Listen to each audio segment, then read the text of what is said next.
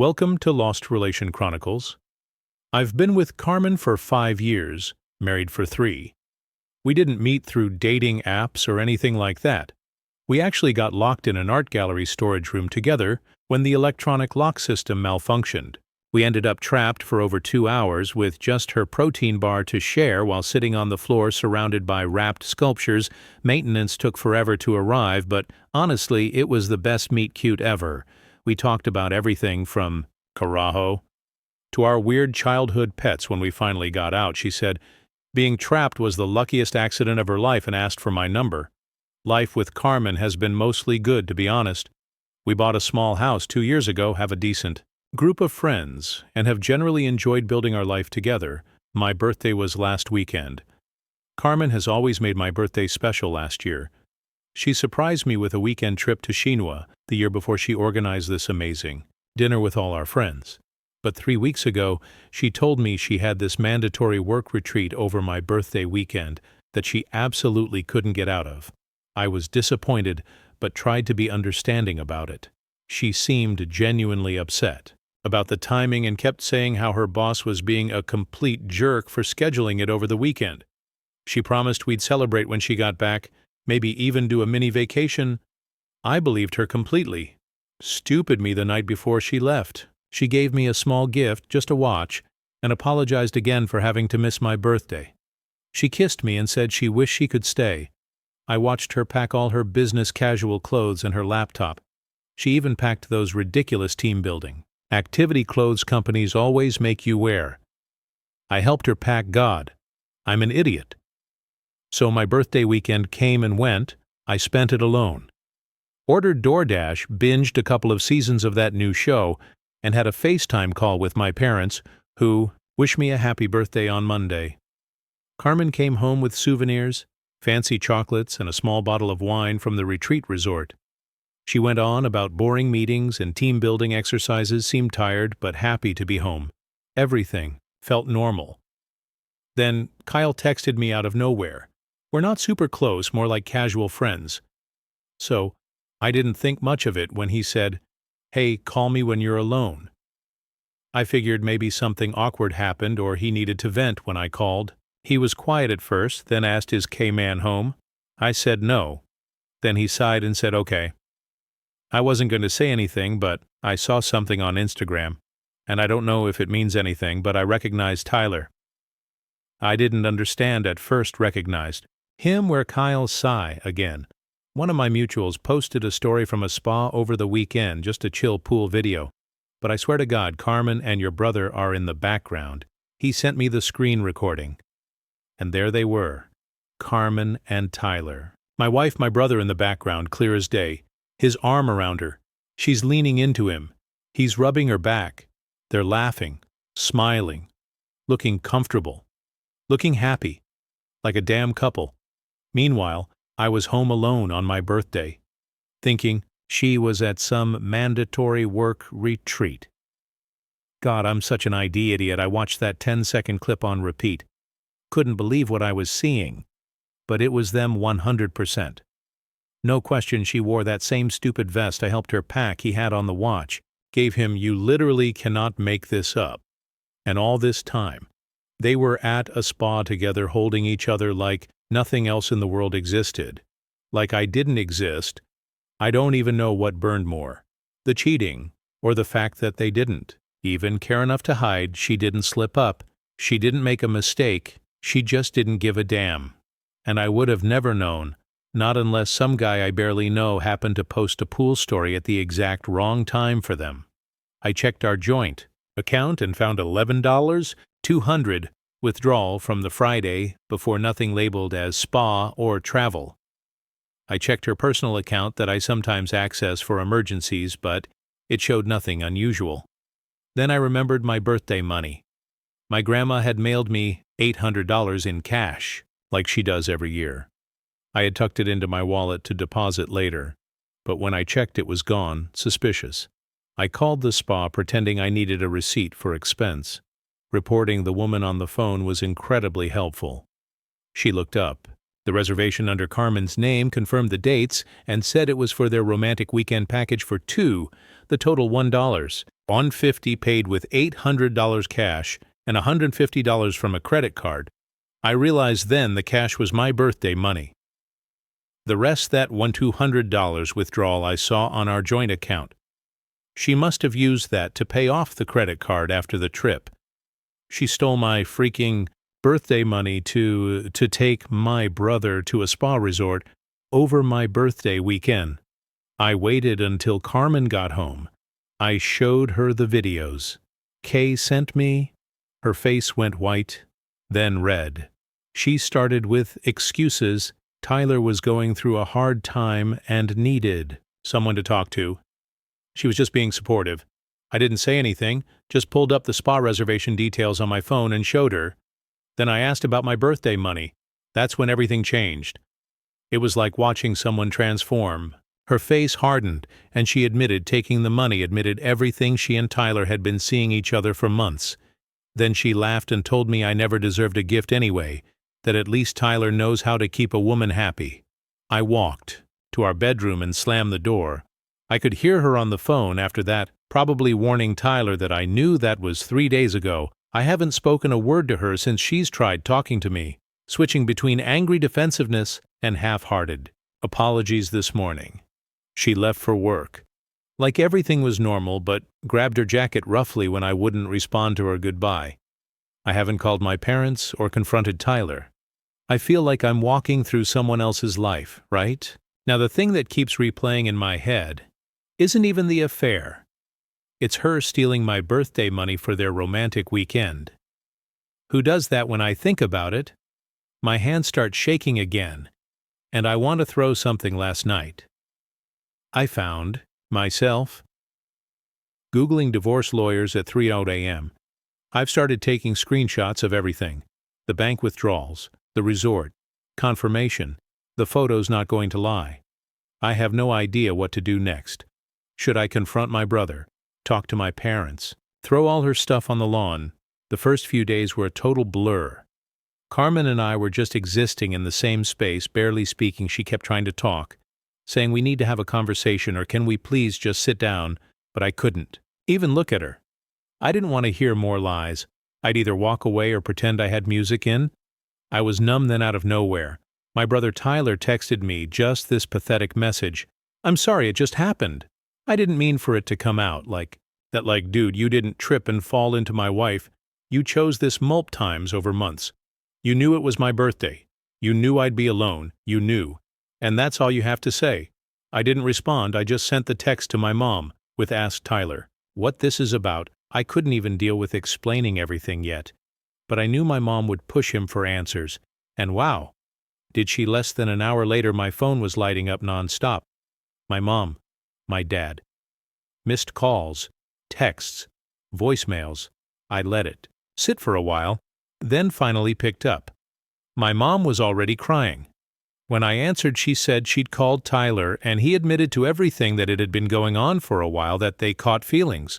I confirmed it, told her about the photos, the resort confirmation, the money, all of it.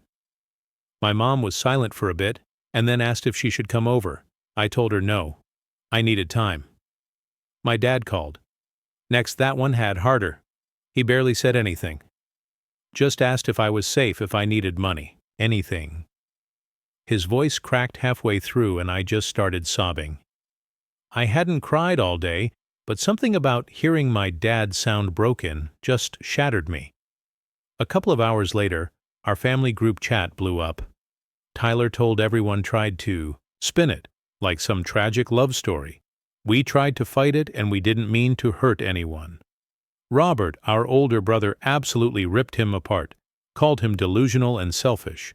Mom sent like 6 shock face emojis and nothing else. Dad said he was profoundly disappointed. I muted the chat. I couldn't handle more emotional whiplash anyway. Around then I decided I needed to get my together. I called a friend who works at our bank and lightly told her that things were rocky and I needed to understand our finances better. She helped me look through our accounts, and that's when I realized the spa weekend was just the tip of the iceberg. Carmen had been sneaky for months, little withdrawals marked as groceries, But nothing new was ever in the fridge. Work travel that didn't match her actual calendar. Turns out she had 3 credit cards I never knew about, all in her name, and on 2 of them she had added me as an authorized user, but set it up so that the cards and notifications went only to her email and mailing address. She even told the bank not to issue physical cards for the additional user for simplicity. I never got a card, never got a statement, didn't even know that was possible. But when my friend at the bank helped me pull the records there, it all was fancy restaurants I'd never been to. Weekend. Airbnb stays a $300 necklace. Bought 3 days before Tyler's birthday. Like, seriously, I confronted her the next morning. She got defensive, instantly saying I was too controlling with money and that she needed freedom. When I asked about the credit card cards, she said they were for emergencies. So romantic hotel weekends with my brother are now emergencies. I lost it. I threw her favorite mug against the "While rest in peace Taylor Swift" mug. She called me insane and stormed out. Haven't really talked since, other than her yelling or pouting. I booked a consult with a divorce lawyer the next day. She was calm, kind, and incredibly helpful, told me what documents to gather, advised me not to leave the house yet, and said to start tracking what was bought with joint funds versus personal gifts. It felt overwhelming, but at least it gave me something to do. I also went to urgent care and got tested for STIs. All came back negative. Thank God. But it was humiliating. Explaining why I needed the tests while all this was going on, Carmen started love-bombing me. Flowers. Apologies late. And go to therapy. We can get through this. When I didn't react, it flipped. Now I was not even trying. She'd go from fake, sad to passive, aggressive to silent, depending on the hour. Then came the kicker.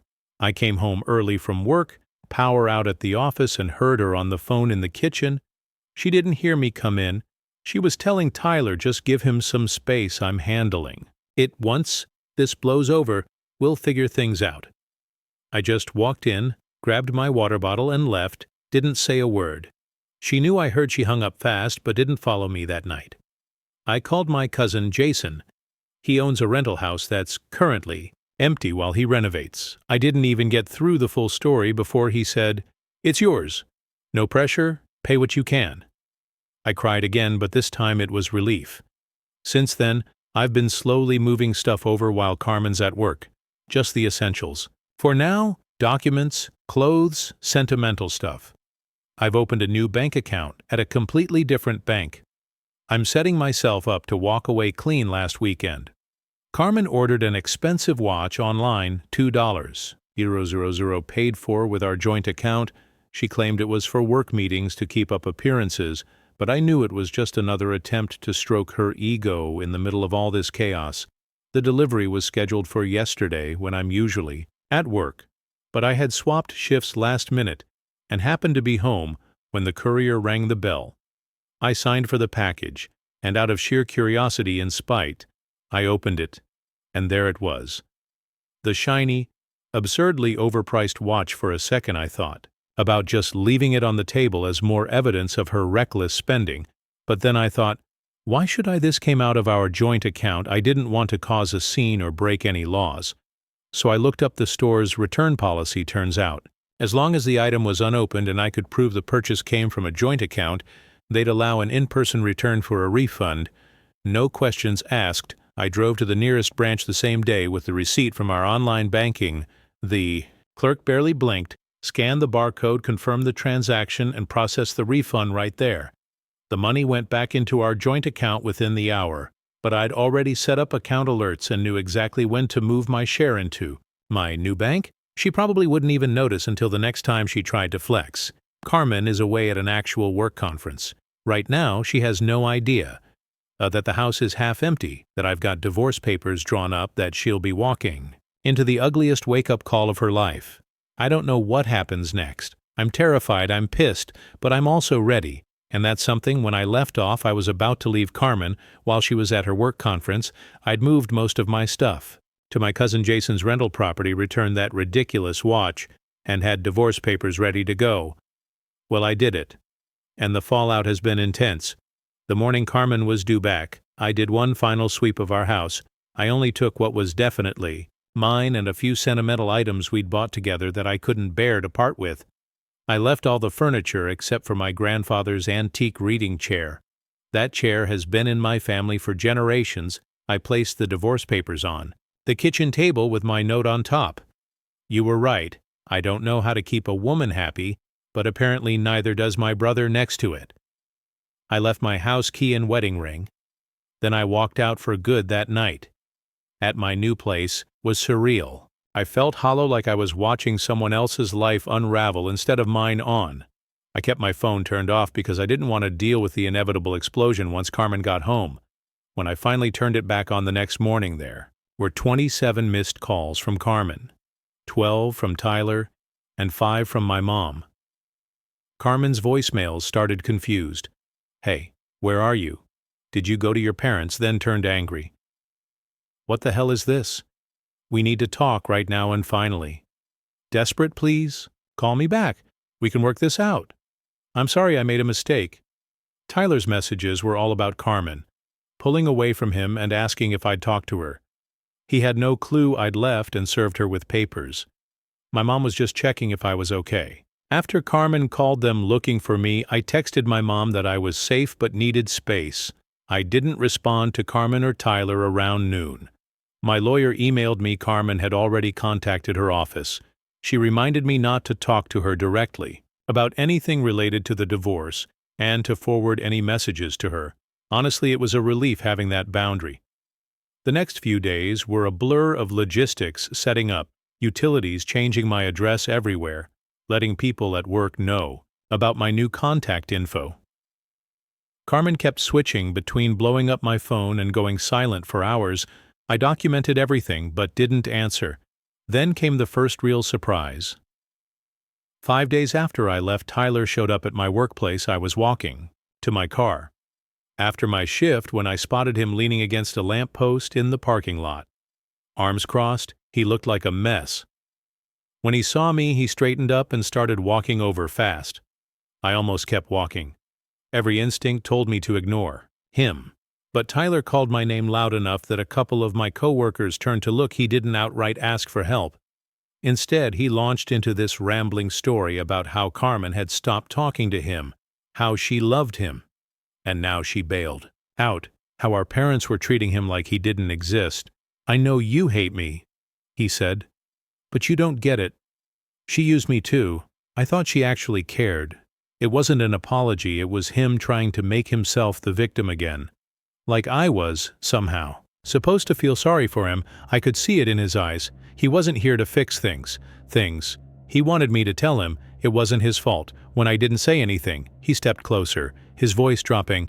"You're not the only one who got hurt, you." No, I looked at him. Really. Looked at him and felt nothing. Not anger, not satisfaction at his suffering.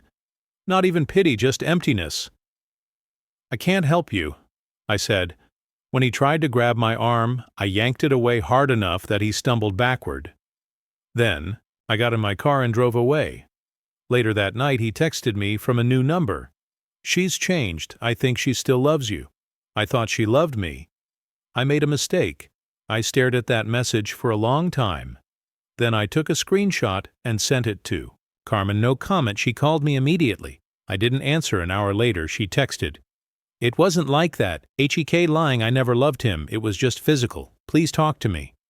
I forwarded that message to Tyler. No comment. Maybe that was petty, but I wanted them both to see what the other was saying.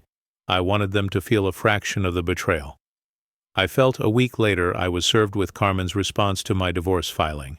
She was contesting everything. Property division, the grounds for divorce, even claiming that I had abandoned the marital home.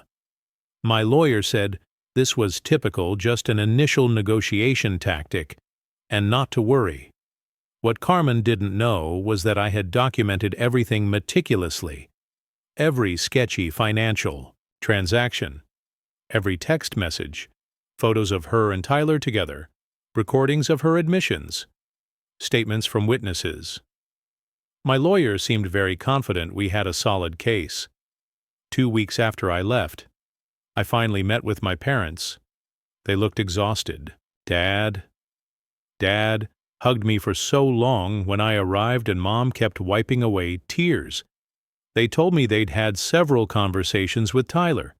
He was staying with Robert temporarily, but it wasn't going well. Apparently, he kept insisting that he and Carmen had a real connection and that everyone was overreacting. Robert's wife was apparently ready to throw Tyler out herself.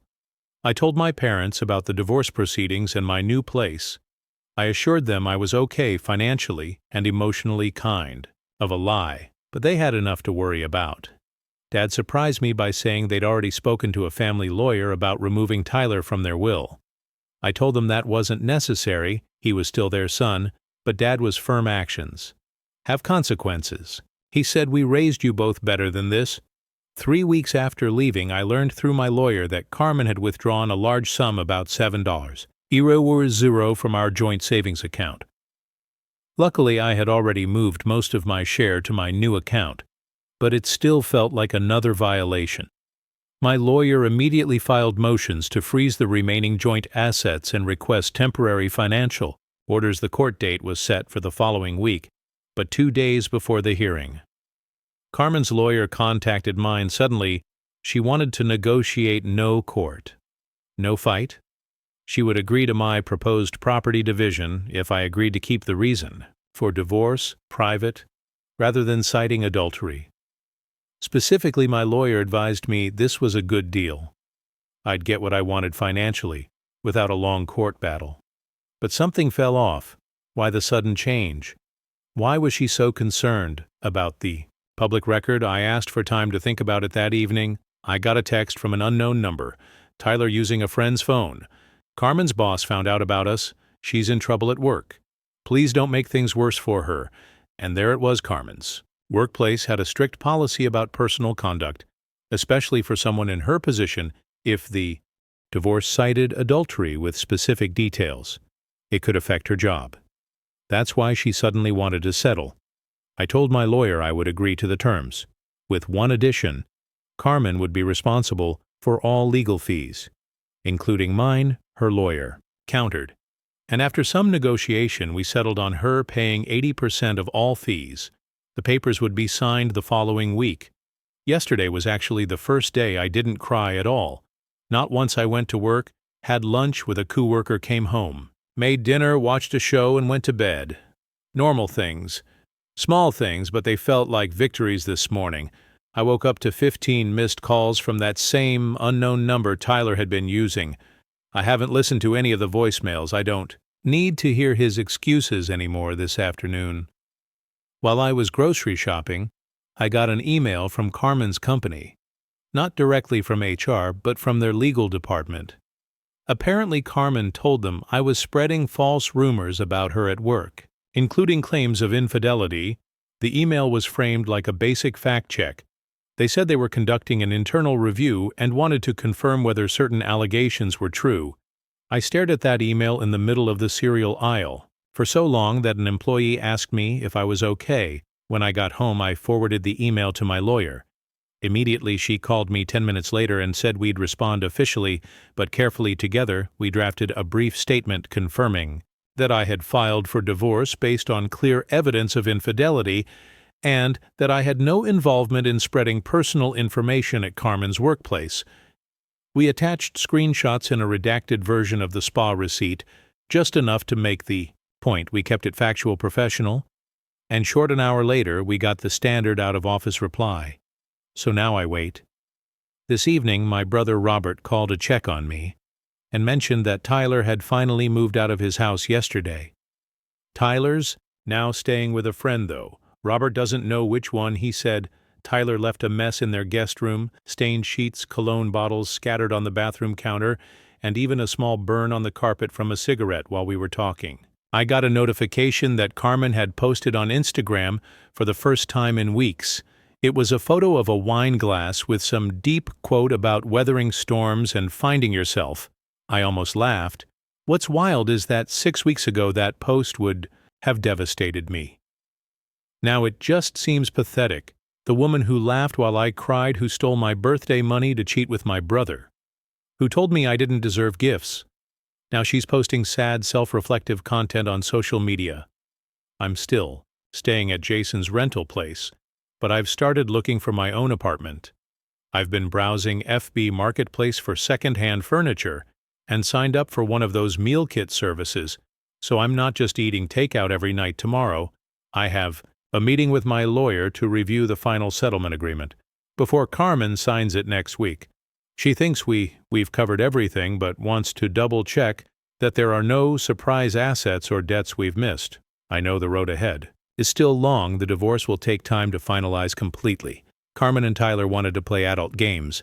Now they're facing adult consequences, and that feels like justice.